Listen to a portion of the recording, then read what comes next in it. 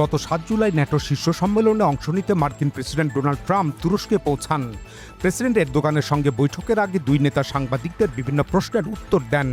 তাদের বক্তব্যে যুক্তরাষ্ট্র তুরস্ক সম্পর্কের ভবিষ্যৎ নিয়ে গুরুত্বপূর্ণ ইঙ্গিত উঠে আসে। বিশেষ করে ডোনাল্ড ট্রাম্পের মন্তব্যে তুরস্কের প্রতি তার ইতিবাচক মনোভাব স্পষ্টভাবে প্রতিফলিত হয়। তার বক্তব্য থেকে ধারণা পাওয়া যায়, তুরস্কের ওপর যুক্তরাষ্ট্রের আরোপিত অস্ত্র নিষেধাজ্ঞা বহাল রাখার পক্ষে তিনি নন। এর আগেও তিনি গত ২৪ জুন হোয়াইট হাউসে ন্যাটো মহাসচিবের সাথে বৈঠকের সময় সাংবাদিকদের কাছে একই মনোভাব ব্যক্ত করেছিলেন। এদিকে প্রেসিডেন্ট এরদোগানও যুক্তরাষ্ট্রের কাছ থেকে F-35 যুদ্ধবিমান পাওয়া এবং কাটসা নিষেধাজ্ঞা প্রত্যাহারের ব্যাপারে আশাবাদ ব্যক্ত করেছেন। তবে এখন পর্যন্ত ওয়াশিংটনের পক্ষ থেকে এ বিষয়ে কোনো আনুষ্ঠানিক ঘোষণা দেওয়া হয়নি। ফলে ট্রাম্পের ইতিবাচক অবস্থান সত্ত্বেও তুরস্কের প্রত্যাশা বাস্তবে কতটা পূরণ হবে সেটিই এখন সবচেয়ে বড় প্রশ্ন। আঙ্কারায় সাংবাদিকদের প্রশ্নের জবাবে প্রেসিডেন্ট ডোনাল্ড ট্রাম্পের বক্তব্যে স্পষ্ট হয়ে ওঠে যে তুরস্ককে নিয়ে তার বর্তমান অবস্থান অতীতের তুলনায় অনেক বেশি ইতিবাচক। বিশেষ করে কাটসা নিষেধাজ্ঞা, F-35 যুদ্ধবিমান এবং যুক্তরাষ্ট্র তুরস্ক প্রতিরক্ষা সহযোগিতা নিয়ে তার মন্তব্য সবচেয়ে বেশি আলোচনার জন্ম দিয়েছে। কাটসা নিষেধাজ্ঞা প্রত্যাহারের সম্ভাবনা সম্পর্কে এক প্রশ্নের জবাবে ট্রাম্প বলেন, আমরা এই নিষেধাজ্ঞাগুলো তুলে নিতে যাচ্ছি। তার এই বক্তব্য থেকে ধারণা করা হচ্ছে ওয়াশিংটন আঙ্কারার সঙ্গে দীর্ঘদিনের প্রতিরক্ষা বিরোধ নিরসনের পথে এগোতে পারে। উল্লেখ্য, রাশিয়ার কাছ থেকে S-400 আকাশ প্রতিরক্ষা ব্যবস্থা কেনার কারণে যুক্তরাষ্ট্র ২০২০ সালে তুরস্কের ওপর কাটসা আইনে অস্ত্র নিষেধাজ্ঞা আরোপ করে। একই সঙ্গে F-35 যুদ্ধবিমান কর্মসূচি থেকেও তুরস্ককে বহিষ্কার করা হয়। সে সময় আঙ্কারা যুক্তরাষ্ট্রের এ সিদ্ধান্তকে অন্যায় এবং আন্তর্জাতিক আইন বিরোধী বলে আখ্যায়িত করেছিল। F-35 যুদ্ধবিমান সরবরাহের সম্ভাবনা নিয়ে প্রশ্ন করা হলে ট্রাম্প বলেন, এটি এমন একটি সিদ্ধান্ত যা আমরা নিতে যাচ্ছি। এরপর তিনি যোগ করেন, তুরস্কের সঙ্গে আমাদের সম্পর্ক খুবই ভালো। অনেকেই মনে করেন কেন আমরা এমনটি করব না। ডোনাল্ড ট্রাম্প তুরস্ককে যুক্তরাষ্ট্রের একটি বিশ্বস্ত অংশীদার দেশ বলেও উল্লেখ করেন। ট্রাম্প আরও বলেন, তুরস্ক যুক্তরাষ্ট্রের একটি মহান মিত্র। মধ্যপ্রাচ্যের বর্তমান পরিস্থিতি সম্পর্কে তুরস্কের গভীর ধারণা রয়েছে এবং আঞ্চলিক সংকট মোকাবেলায় দেশটি অত্যন্ত গুরুত্বপূর্ণ ভূমিকা পালন করেছে। ইসরায়েল ইরান সংঘাতের প্রসঙ্গ টেনে ট্রাম্প বলেন, তুরস্ক চাইলে সেই যুদ্ধে জড়িয়ে পড়তে পারত, কারণ দেশটি সামরিকভাবে অত্যন্ত শক্তিশালী। তবে তারা তা করেনি। হয়তো তারা জড়ায়নি আমার কারণেই, তবে তারা চাইলে অপর পক্ষের হয়ে যুদ্ধে অংশ নিতে পারত। প্রেসিডেন্ট এরদোগানের সঙ্গে নিজের সম্পর্ক নিয়েও ইতিবাচক মন্তব্য করেন ট্রাম্প। তিনি বলেন, দুই দেশের মধ্যে বাণিজ্যিক সম্পর্ক অত্যন্ত ভালো এবং তার সঙ্গে এরদোগানের ব্যক্তিগত বোঝাপড়াও খুবই ইতিবাচক। দুজনের বৈঠকে বাণিজ্য, প্রতিরক্ষা সহযোগিতা এবং দ্বিপাক্ষিক সম্পর্ক আরও জোরদারের বিষয়গুলো গুরুত্ব পাবে বলেও তিনি জানান। এরদোগানের প্রশংসা করে ট্রাম্প বলেন, তিনি এমন একজন নেতা যিনি আন্তর্জাতিক অঙ্গনে সম্মানিত। তার নেতৃত্বে তুরস্ক সামরিক শক্তির দিক থেকেও একটি অত্যন্ত শক্তিশালী দেশে পরিণত হয়েছে। ডোনাল্ড ট্রাম্পের এসব ইতিবাচক মন্তব্যের পর তুর্কি প্রেসিডেন্ট এরদোগানের বক্তব্যেও যুক্তরাষ্ট্র তুরস্ক সম্পর্কের ভবিষ্যৎ নিয়ে আশাবাদের প্রতিফলন দেখা যায়। বিশেষ করে F-35 যুদ্ধবিমান, কান যুদ্ধবিমান প্রকল্প এবং আঞ্চলিক নিরাপত্তা ইস্যুতেও তিনি ওয়াশিংটনের সঙ্গে সহযোগিতা আরও এগিয়ে নেওয়ার প্রত্যাশা ব্যক্ত করেন। এরদোগান জানান, প্রেসিডেন্ট ট্রাম্পের সঙ্গে বৈঠকে রাশিয়া ইউক্রেন যুদ্ধের সর্বশেষ পরিস্থিতি নিয়ে বিস্তারিত আলোচনা হবে। একই সঙ্গে তুরস্কের নিজস্ব পঞ্চম প্রজন্মের কান যুদ্ধবিমান প্রকল্পের জন্য যুক্তরাষ্ট্র থেকে অতিরিক্ত বিমান ইঞ্জিন সংগ্রহের বিষয়টিও তিনি উত্থাপন করবেন। F-35 যুদ্ধবিমান প্রসঙ্গে প্রশ্ন করা হলে এরদোগান বলেন, এটি নতুন কোনো বিষয় নয়। এ নিয়ে যুক্তরাষ্ট্রের সঙ্গে বহুবার আলোচনা হয়েছে। তিনি স্মরণ করিয়ে দেন যে তুরস্ককে 5টি F-35 যুদ্ধবিমান সরবরাহের প্রতিশ্রুতিও দেওয়া হয়েছিল।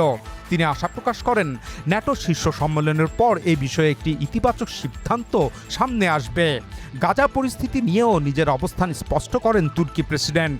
তিনি বলেন, তুরস্ক এই অঞ্চলে শান্তি পুনঃপ্রতিষ্ঠার প্রচেষ্টা অব্যাহত রাখবে। ন্যাটো শীর্ষ সম্মেলনেও বিষয়টি গুরুত্বের সঙ্গে আলোচিত হচ্ছে এবং চলমান কূটনৈতিক উদ্যোগ ইতিবাচক ফল বয়ে আনতে পারে। এরদোগান আরও জানান, ডোনাল্ড ট্রাম্পও মনে করেন গাজায় শান্তি প্রতিষ্ঠার প্রচেষ্টাকে এগিয়ে নিতে এবারের ন্যাটোর শীর্ষ সম্মেলন গুরুত্বপূর্ণ ভূমিকা রাখতে পারবে। ইরান ও যুক্তরাষ্ট্রের সম্পর্ক নিয়ে প্রশ্ন করা হলে এরদোগান বলেন, দুই দেশের মধ্যে উত্তেজনা কমিয়ে একটি অভিন্ন অবস্থানে পৌঁছাতে তুরস্ক সর্বাত্মক চেষ্টা চালিয়ে যাচ্ছে। একই সঙ্গে বৈশ্বিক শান্তি ও স্থিতিশীলতা জোরদার করতেও আঙ্কারা বিভিন্ন কূটনৈতিক উদ্যোগ গ্রহণ করেছে। এই লক্ষ্য অর্জনের জন্য আমাদের সব বন্ধু একসঙ্গে কাজ করছে।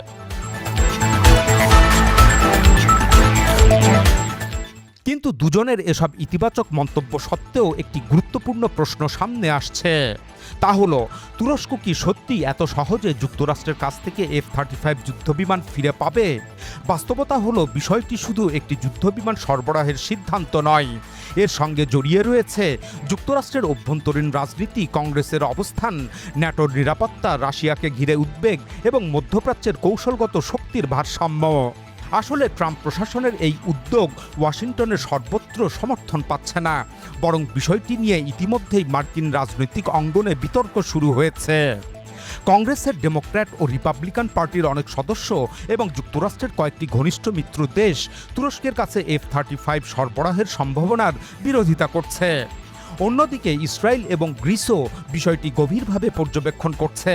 তাদের আশঙ্কা, ন্যাটোর দ্বিতীয় বৃহত্তম সামরিক শক্তি হিসাবে তুরস্ক যদি আবার F-35 যুদ্ধবিমান অর্জন করে এবং একই সঙ্গে নিজস্ব কান যুদ্ধবিমান প্রকল্পেও অগ্রগতি লাভ করে, তাহলে পূর্ব ভূমধ্যসাগর এবং মধ্যপ্রাচ্যে সামরিক শক্তির ভারসাম্যে উল্লেখযোগ্য পরিবর্তন আসতে পারে। আর এ কারণেই সাইপ্রাস, গ্রিস এবং ইসরায়েল তুরস্কের কাছে F-35 সরবরাহের সম্ভাবনাকে গভীর উদ্বেগের সঙ্গে দেখছে। এক্ষেত্রে ইসরায়েলের উদ্বেগ শুধু পর্দার আড়ালেই সীমাবদ্ধ নয়। দেশটির প্রধানমন্ত্রী বেঞ্জামিন নেতানিয়াহু প্রকাশ্যেই তুরস্কের কাছে F-35 যুদ্ধবিমান বিক্রির বিরোধিতা করছেন। ডোনাল্ড ট্রাম্পের আঙ্কারা সফরের আগে 6 জুলাই ফক্স নিউজকে দেওয়া এক সাক্ষাৎকারে নেতানিয়াহু বলেন, তুরস্কের মতো একটি দেশের হাতে F-35 যুদ্ধবিমান তুলে দেওয়া উচিত হবে না। তুরস্কের সমালোচনা করে তিনি বলেন, এটি এমন একটি দেশ যা এখনও সাইপ্রাস দ্বীপের অর্ধেক অংশ দখল করে রেখেছে। তারা প্রকাশ্যেই জেরুজালেম দখলের কথা বলে। আমি মনে করি না এমন একটি দেশের কাছে F-35 সরবরাহ করা উচিত হবে। তারা হামাসকে সমর্থন করেছে এবং ইরানের বিরুদ্ধেও কোনো অবস্থান নেয়নি। অবশ্য এর কয়েক ঘন্টা পর আঙ্কারায় প্রেসিডেন্ট ট্রাম্প জানান, তিনি তুরস্কের কাছে F-35 যুদ্ধবিমান বিক্রির বিষয়টি বিবেচনা করছেন। ট্রাম্পের এই মন্তব্যের পর সিএনএনকে দেওয়া আরেক সাক্ষাৎকারেও নেতানিয়াহু একই অবস্থান পুনর্ব্যক্ত করেন। তিনি বলেন, F-35 যুদ্ধবিমান বিক্রি করলেই তুরস্ক যুক্তরাষ্ট্রের ঘনিষ্ঠ মিত্রে পরিণত হবে এমনটা মনে করার কোনো কারণ নেই। প্রেসিডেন্ট এরদোগানের সঙ্গে চলমান উত্তেজনার প্রসঙ্গ টেনে নেতানিয়াহু তুরস্কের সরকারকে মুসলিম ব্রাদারহুডের আদর্শে প্রভাবিত একটি শাসন ব্যবস্থা বলে অভিহিত করেন। নেতানিয়াহু দাবি করেন, এই আদর্শ যুক্তরাষ্ট্রের প্রতিও বৈরী মনোভাব পোষণ করে। তিনি বলেন, এরদোগান যুক্তরাষ্ট্রের আদর্শ মিত্র নন। এরদোগান প্রকাশ্যেই বিশ্বের একমাত্র ইহুদি রাষ্ট্র আমার দেশকে ধ্বংস করার হুমকি দেন। তিনি আরও বলেন, তুরস্ক শান্তি ও স্থিতিশীলতার পক্ষের কোনো শক্তি নয়। তাদের হাতে যদি এই ধরনের সামরিক সক্ষমতা তুলে দেওয়া হয়, তাহলে তার পরিণতিতে আরও আগ্রাসন দেখা যাবে। নেতানিয়াহু আরও জানান, তিনি ব্যক্তিগতভাবে প্রেসিডেন্ট ট্রাম্পকে তুরস্কের কাছে F-35 বিক্রি না করার আহ্বান জানিয়েছেন, কেননা এমন সিদ্ধান্ত বাস্তবায়িত হলে মধ্যপ্রাচ্যের বিদ্যমান সামরিক শক্তির ভারসাম্য নষ্ট হয়ে যাবে। এদিকে বার্তা সংস্থা রয়টার্স জানিয়েছে, যুক্তরাষ্ট্রের প্রতিরক্ষামন্ত্রী পিট হেগসেথের ইসরায়েল সফরেও তুরস্কের কাছে F-35 বিক্রির বিষয়টি আলোচনার অন্যতম গুরুত্বপূর্ণ ইস্যু হতে পারে।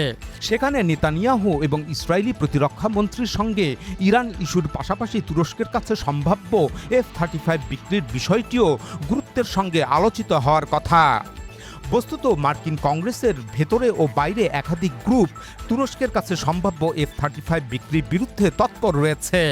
ডেমোক্র্যাট দলীয় অনেক সংসদ সদস্যরা তো বিরোধিতা করছেনই, এর পাশাপাশি গ্রিসের হেলেনিক লবি গ্রুপের সাথে যুক্ত রিপাবলিকান দলের সদস্যরাও তীব্র আপত্তি জানাচ্ছেন। এছাড়া ইসরায়েলের লবি গ্রুপগুলোও বিরোধিতা করছে। মূলত এরা সবাই তুরস্কের কাছে রাশিয়ার S-400 ক্ষেপণাস্ত্র থাকা তুরস্ক কর্তৃক উত্তর সাইপ্রাসকে আলাদা রাষ্ট্র হিসাবে স্বীকৃতি দান এবং গাজায় ইসরায়েলের ধ্বংসযজ্ঞের বিরুদ্ধে প্রেসিডেন্ট এরদোগানের অবস্থানের কারণে ভীষণ ক্ষুব্ধ। মার্কিন রাজনীতিতে এই ঘটনার সংসদ সদস্যদের শক্তিশালী অবস্থান রয়েছে। বস্তুত গত কয়েক বছরে মার্কিন কংগ্রেসে তুরস্কের বিরুদ্ধে 3টি আইনের আওতায় একাধিক নিষেধাজ্ঞা জারি করা হয়েছে। তুরস্কের উপর প্রথমে 2017 সালে পরিণত কাটসা নামের অস্ত্র নিষেধাজ্ঞা আইনে 2020 সালে নিষেধাজ্ঞা দেওয়া হয়। এরপর আবার 1961 সালে প্রণীত NDAA নামের প্রতিরক্ষা বাজেট সংক্রান্ত নীতি নির্ধারণী আইনের মধ্যে বিশেষ ধারা সংযুক্ত করে তুরস্কের কাছে অস্ত্র রপ্তানি আটকে দেওয়া হয়। এটি করা হয় 2020 ও 2021 সালের বাজেট অধিবেশনে। এছাড়াও 1976 সালে প্রণীত অস্ত্র রপ্তানি নিয়ন্ত্রণ আইনের আওতায় 2025 সালের সেপ্টেম্বরে তুরস্কের কাছে অস্ত্র বিক্রির লাইসেন্স স্থগিত করা হয়। এখন এত সব বাধা পেরিয়ে তুরস্ক F-35 যুদ্ধবিমান পাবে কিনা তা দেখার বিষয়।